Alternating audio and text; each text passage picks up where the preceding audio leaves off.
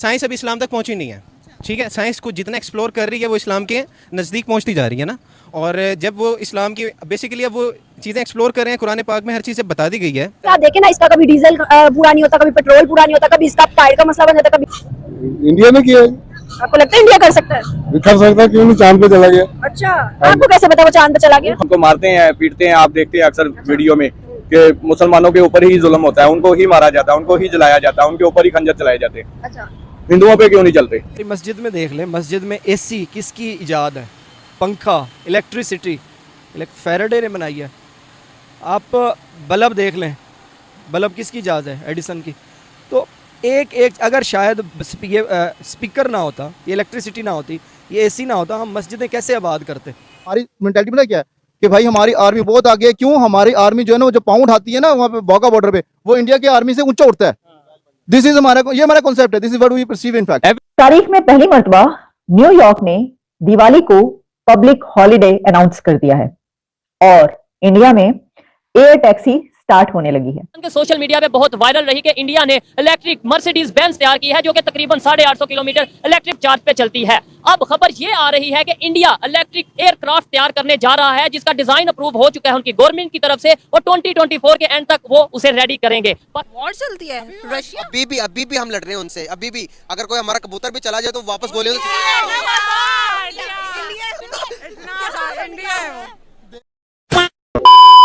जय हिंद दोस्तों, जय श्री राम। भारत ने इम्पॉसिबल कामों को पॉसिबल कर दिखाया है। जी हां, भारत की पहली एयर टैक्सी शुरू होने जा रही है जिसकी शुरुआत दिल्ली, मुंबई और बेंगलुरु शहर में होगी। इस सर्विस के लिए देश की सबसे बड़ी एयरलाइंस इंडिगो को ऑपरेट करने वाली कंपनी इंटरग्लोब इंटरप्राइजेज ने अमेरिका की आर्चर एविएशन के साथ पार्टनरशिप की है। आर्चर ने इसकी जानकारी सोशल मीडिया प्लेटफॉर्म एक्स पर शेयर की है।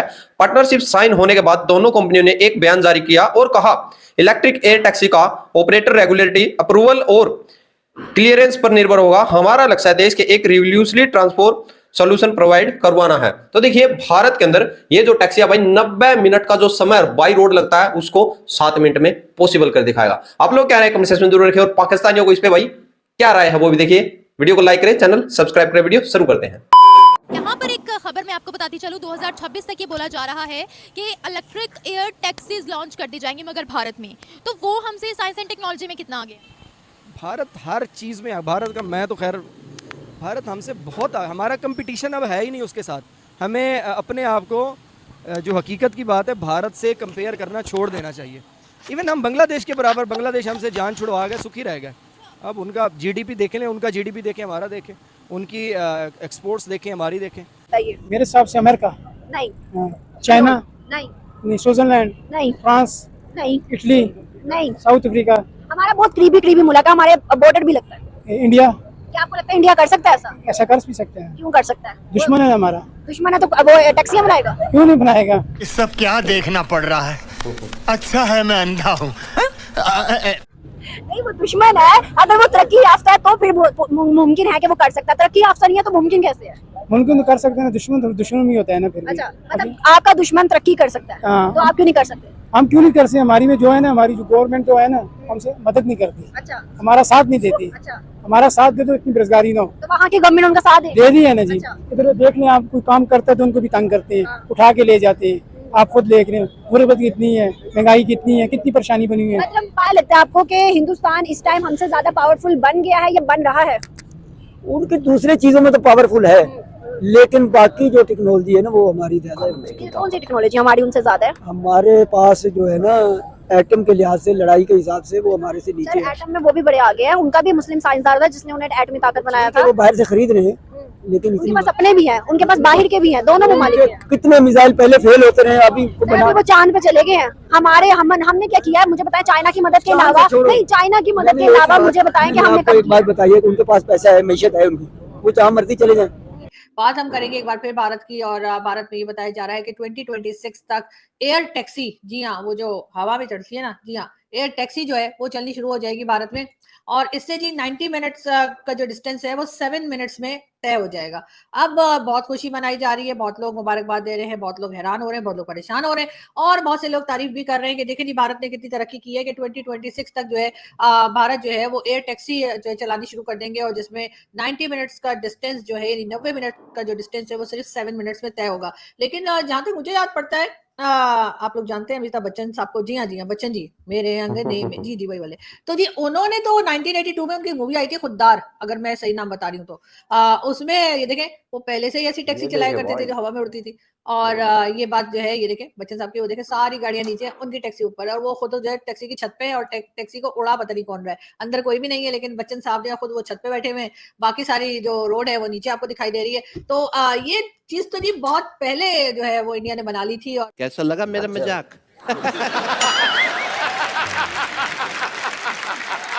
और वो ये है कि इंडिया में बाय 2026 एयर टैक्सी स्टार्ट होने लगी है। अब आप सोचेंगे एयर टैक्सी, तो आपने अक्सर इस तरह की एयर टैक्सीज या तो साइंस फिक्शन मूवीज में देखी होंगी, या फिर ये कि इस तरह की कई फिल्म्स बनती हैं जिसमें दिखाते हैं कि जनाब जो जेम्स बॉन्ड है या जो इस तरह के कैरेक्टर्स हैं वो इस तरह के वो इख्तियार करते हैं, या तो उनका अपना जेट होता है। तो एयर टैक्सी भी एक अपने जेट की तरह ही है अगर इसको देखा जाए। अब देखिए ये एक तो ये कि आर्चर एविएशन जो कि यूएस बेस्ड एविएशन कंपनी है वो, और इंटरग्लोब जो कि पेरेंट कंपनी है इंडिगो, इंडिया की एयरलाइन की जो पेरेंट कंपनी है इंडिगो, उसकी इंटरग्लोब, ये दोनों मिलकर इंटरग्लोब, इंडिया का इंटरग्लोब और अमेरिका के आर्चर एविएशन, ये दोनों मिलकर इंडिया में बाय 2026 एयर टैक्सी स्टार्ट करने लगे हैं। अब एयर टैक्सी का क्या है कि उसमें 5 से 6 लोग बैठ सकेंगे और 7वां एक पायलट होगा, ठीक है जी, यानी कोई 6-7 पीपल उसके अंदर होंगे जो कि एक उसके अंदर ट्रेवल कर पाएंगे।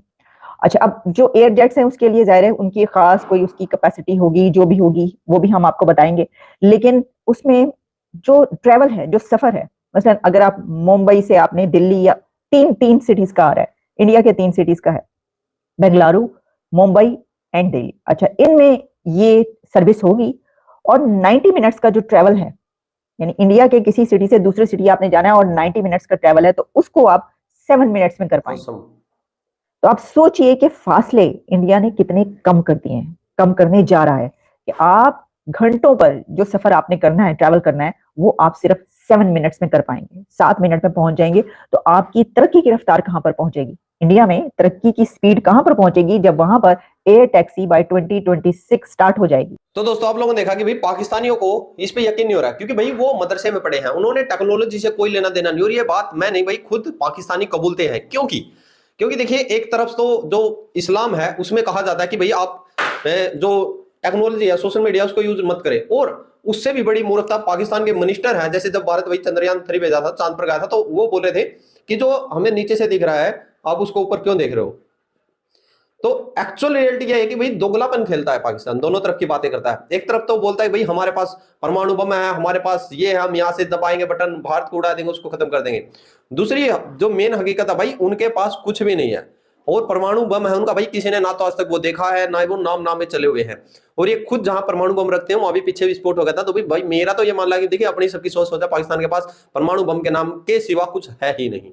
और जो मिसाइलें टेस्टिंग करते रहते हैं वो इनके खुद ही फेल हो जाती है, पता नहीं पुराने समय में कौन बना के चलेगा कौन नहीं।